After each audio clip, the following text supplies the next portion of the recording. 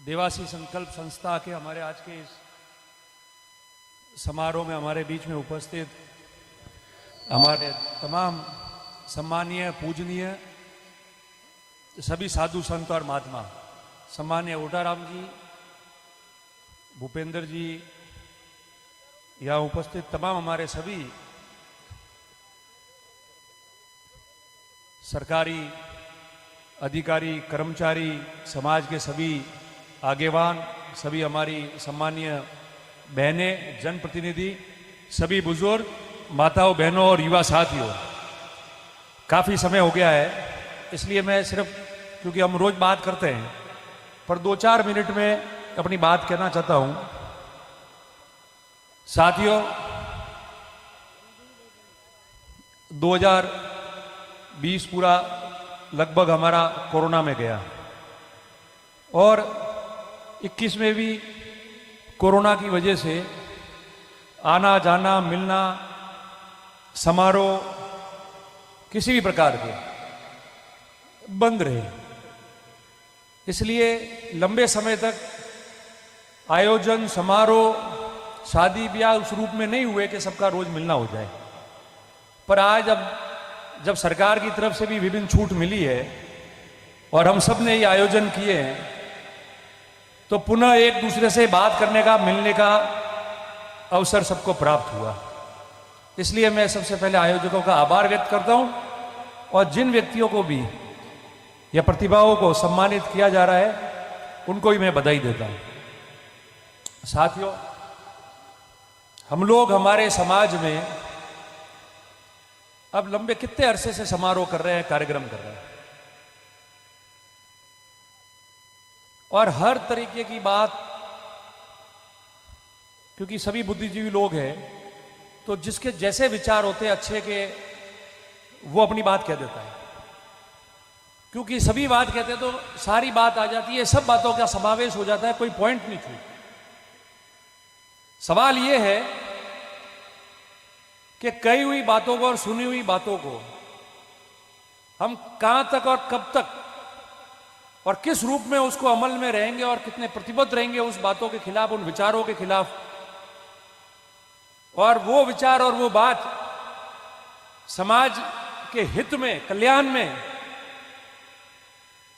क्रियान्वित हो, उसका देखना समय की मांग बनी हुई है। मैं आपको कहना चाहता हूं, क्योंकि बहुत कुछ हम लोगों ने सामाजिक रूप में, शिक्षा के रूप में, राजनीतिक रूप में, सामाजिक संगठन के रूप में हम लोगों ने प्राप्त कर लिया है, मगर बहुत सारी चीजें करना बाकी है। और मैं जो कह रहा हूं वो सब व्यक्ति के लिए लागू है, मेरे समेत। आज हम लोग यहां बैठे, समाज की एक संस्था द्वारा आयोजित सम्मेलन है, कार्यक्रम है। विभिन्न समाज के लोग पूरे देश में इसको देख रहे होंगे, देखते हैं, आगे भी देखेंगे। आज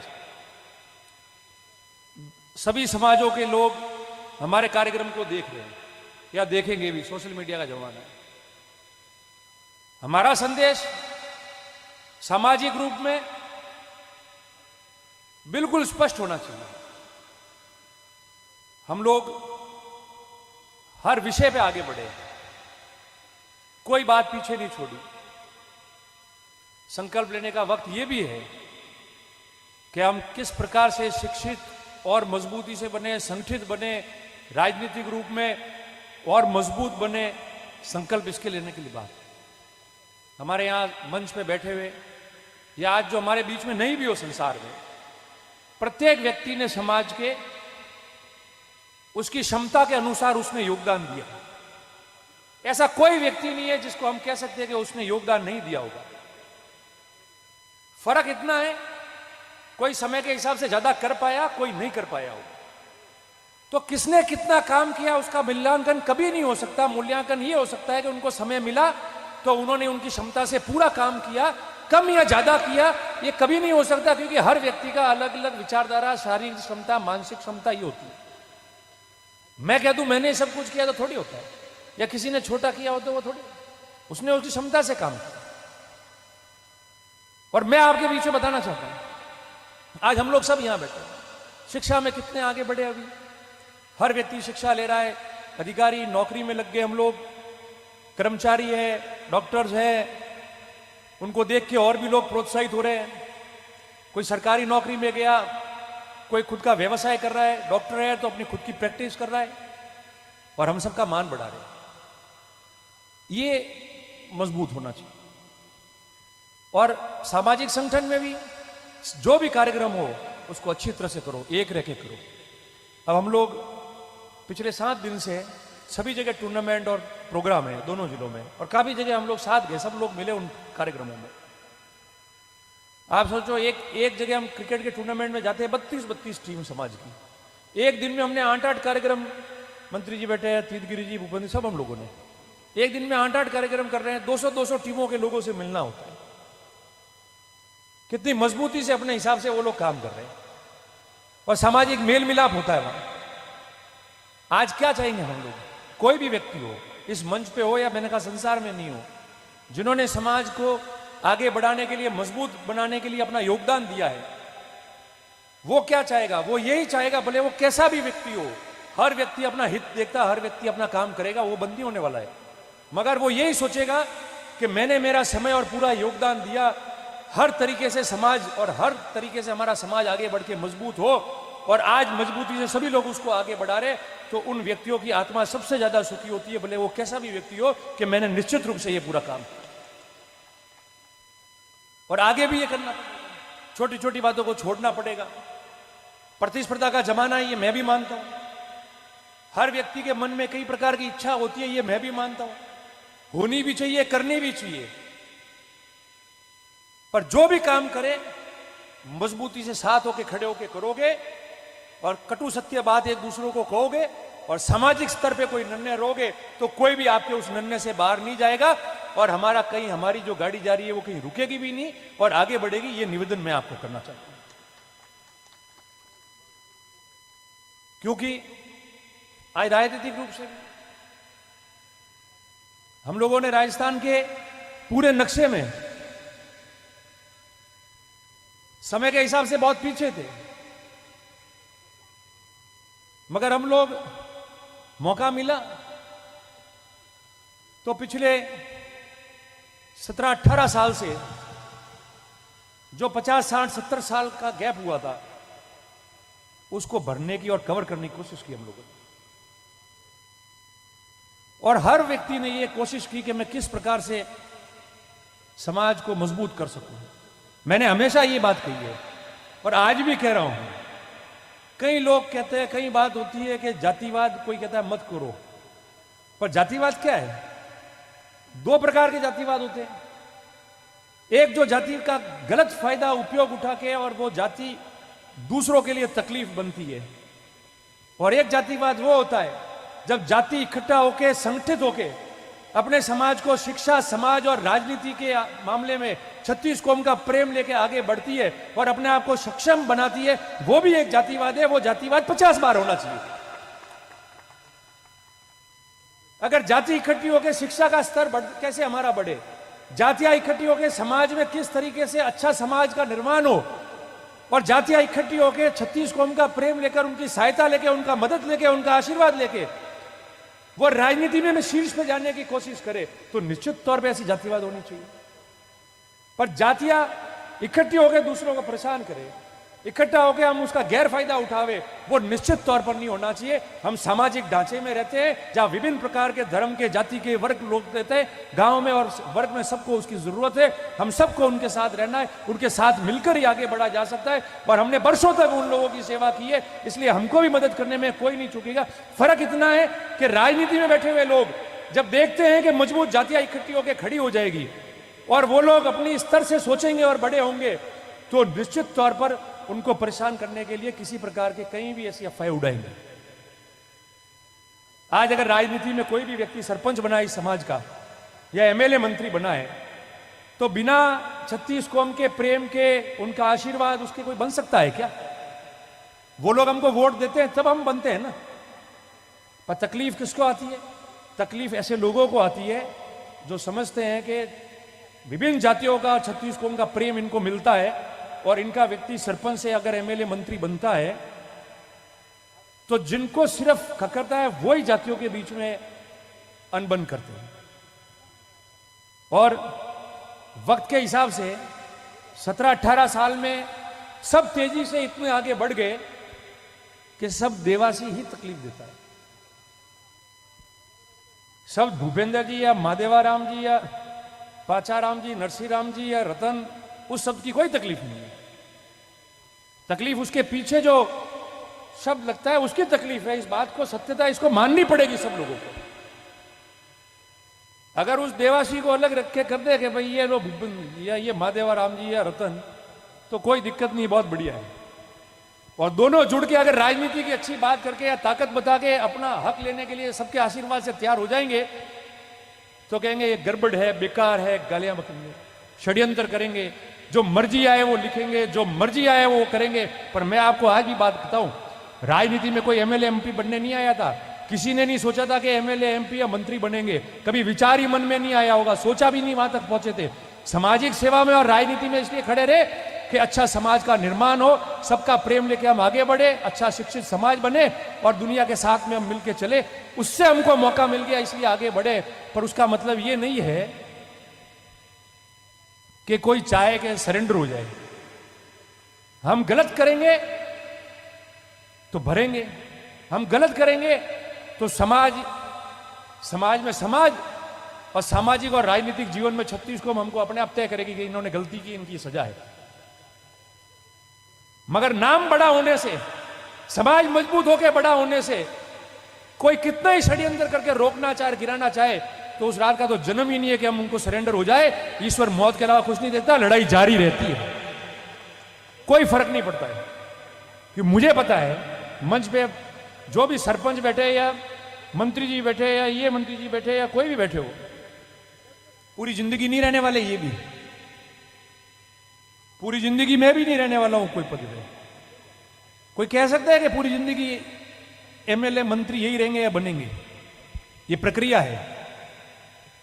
5-7 साल बदलते रहेंगे, नए चेहरे, नए लोग आएंगे, आप आगे जाओगे, आपका अनुभव का समाज और आपकी पार्टी और वो सब आपका उपयोग लेंगे, फायदा लेंगे, अनुभव आपके काम में आएगा।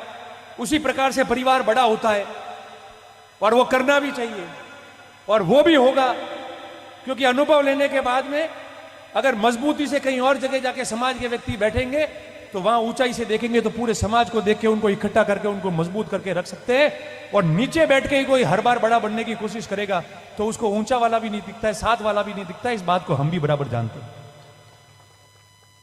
मगर सब साथ लेके चलेंगे जब होगा, प्यार मोहब्बत से। मांगना भी है तो समाज के बीच में बैठ के मांगोगे तो सबको जरूर मिलेगा। मगर कोई किसी के अनुभव को और उसके किए हुए काम को, उनके त्याग और उनकी मेहनत को गिरा के उनके पीठ पे चढ़ के कोई दौड़ के आगे नहीं बढ़ सकता है। जमाना बदल गया, वो कोई होने भी नहीं देगा। ये कटु सत्य है। पर मैं आपको इतना ही निवेदन करता हूं, क्योंकि तकलीफ आप लोग भी देख रहे हो, मैं भी देख रहा हूं। कोई कमी रही है अभी? आज मंच में तो कोई है? सब पूर्व की बात कर रहे हो। बताओ कौन से वर्तमान सरपंच और जनप्रतिनिधि छोड़ दो, पंचायत समिति मेंबर, उसके अलावा कौन से वर्तमान का स्वागत किया है? कौन सा वर्तमान है? राजी होने के लिए तो ठीक है, मैं भी 50 साल राजी हो सकता हूं, पूर्व हूं, कोई भी हो सकता है। मगर सामाजिक राजनीतिक व्यवस्था में इस प्रदेश की भागीदारी में हमारी भागीदारी तय करके हमारे लोगों को मदद करने के लिए, काम करने के लिए और सरकारों में हमारा हक कायम रखने के लिए वर्तमान में ही जीना पड़ेगा और वो आपको तय करना पड़ेगा। और उसी से प्रक्रिया चलेगी, उसी से समाज चलेंगे, उसी से 36 को हमका साथ प्राप्त होकर हम आगे बढ़ेंगे। इसलिए मेरा आपको ज्यादा लंबा नहीं कहता हूं, बहुत समय हो गया है। रोज कहते हैं, मैं एक बार कहता हूं, क्योंकि बोलना जब बोलने खड़े होते हो तो उसका संदेश बहुत दूर तक जाता है। लोग 10 बार सुनेंगे ये भाषण को, मंथन करेंगे, बात करेंगे, जिसको सही लगेगा अच्छा करेगा, जिसको लगा है सही है मगर मुझे अच्छा नहीं कहना है तो वो जबरदस्ती टीका टिप्पणी करेगा। पर उन चीजों से कोई फर्क नहीं पड़ता है। अगर कोई कुछ बोल रहा है और उसको सुनने से रुक जाएंगे तो कभी गाड़ी चलेगी भी नहीं। पर मैं आपको यही निवेदन कर रहा हूं बहुत हाथ जोड़ के, कि हर व्यक्ति ने अपने अपने हिसाब से बहुत मेहनत की है, बहुत त्याग किया है।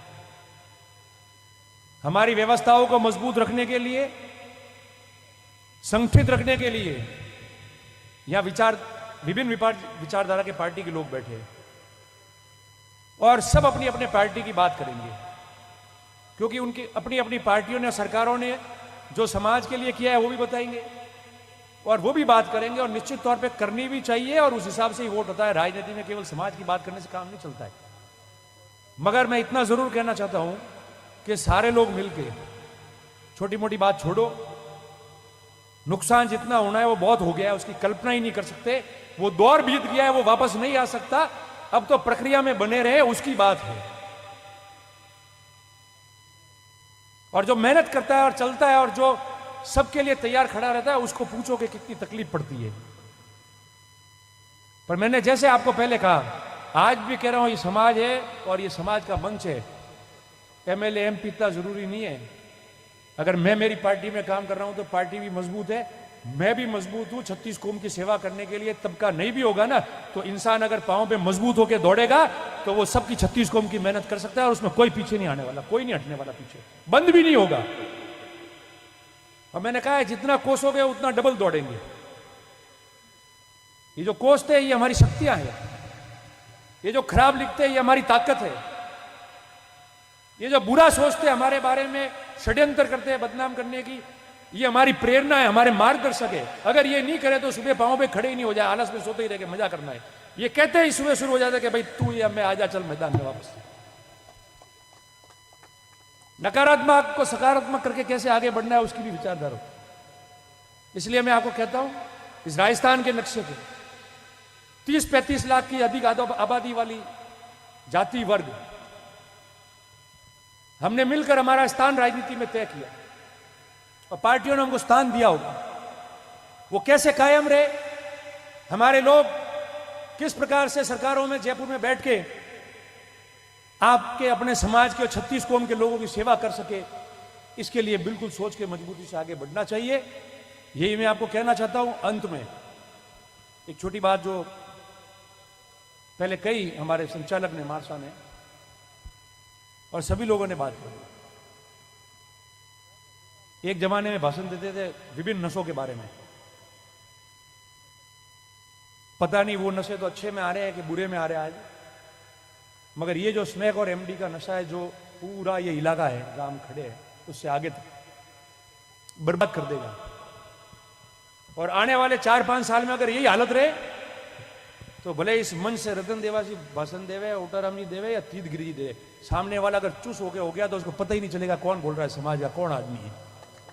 मैं तो बीजा ताली बजाड़ी तो वही बजाड़ा, बजा मुझे बजाऊं, ये हकीकत है। और जब मैंने ये चीजें देखी तो मुझे आत्मा में लगी, कोई भी समाज हो, सब समाजों की बात है। ये देवासी समाज के कार्यक्रम में खड़े इसलिए यहां से बात कर रहा हूं अपना नाम लेके, मगर विभिन्न जाति, धर्म, वर्ग, समाज, 36 कौम, सबके लिए बात है। सब इसके जकड़ में आ रहे हैं। और क्या स्थिति बन गई है पूरे इलाके में। आज अमल लेना है, उसको आदत पड़ गई है अफीम लेने की, अमल लेने की, तो हवाला और 4 जगह ठोके पर आज कनौरे हिलो है, वो 4 जगह या 3 जगह जान वटे बे अमल वे, खाणो वे, घरे आवे आराम थी हुए, नहीं तो कनौन मारे ना होतो है, नहीं झगड़ो करे ना होतो है, नहीं पिया देना है वने। और स्मैक और एमडी हारू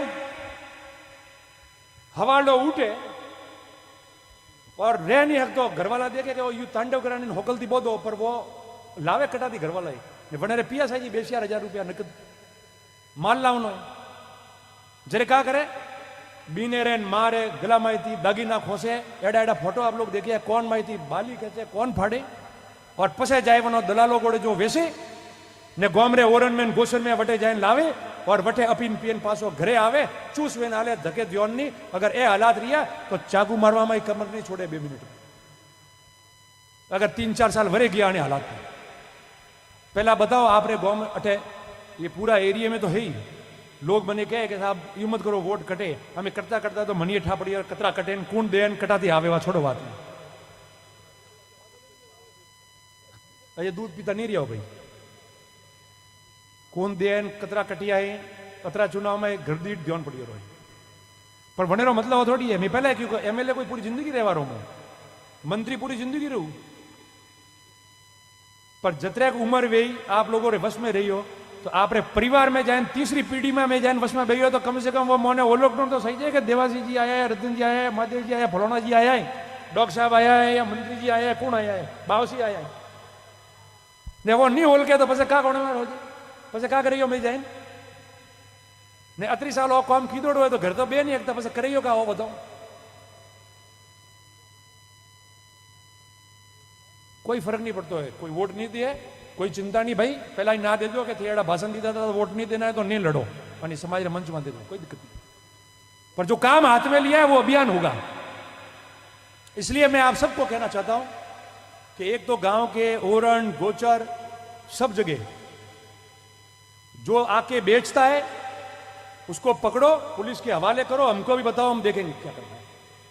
और गांव में अगर किसी परिवार को दे रहा है तो झगड़ा फसाद मत करो, सब इकट्ठे होकर उस परिवार के घर में जाओ कि ये लड़का ले रहा है, अपने इसको बंद कराओ, कैसे भी करके ठीक करो तो ये नहीं लेवे और दूसरे लड़कों को कोई खराब नहीं हो, तब जाके अपन बच पाएंगे। बाकी मैं बताऊं बहुत खराब स्थिति हो जाएगी। ये मैं आज इस मन से आज कह रहा हूं, और बुजुर्ग लोग भी और नौजवान लोग जो सुन रहे हैं वो मेरी बात को बांध देना कि 5 साल बाद में क्या हालत बनेगी।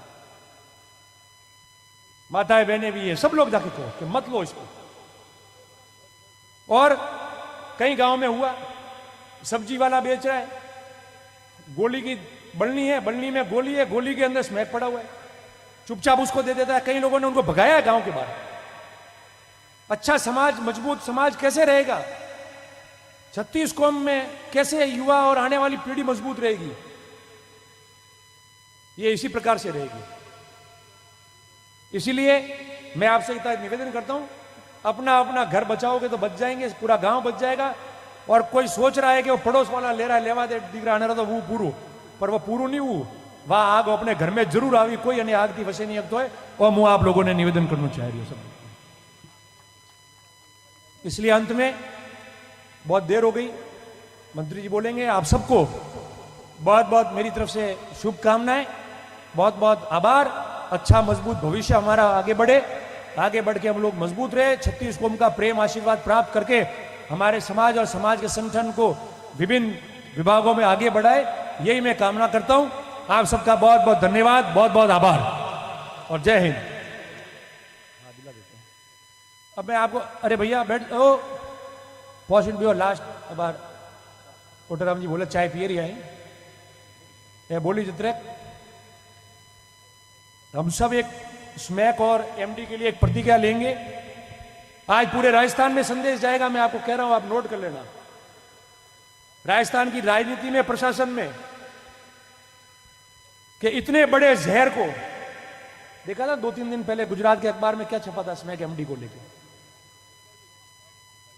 और राजस्थान में जाएगा कि स्मैक और एमडी के खिलाफ लड़ाई करने के लिए, समाजों को बचाने के लिए और मजबूत और अच्छे ही 36 कौम और समाज जीवित रहे, हमारी मजबूत रहे, उसके लिए देवासी समाज ने इस राजस्थान में सबसे पहले प्रतिज्ञा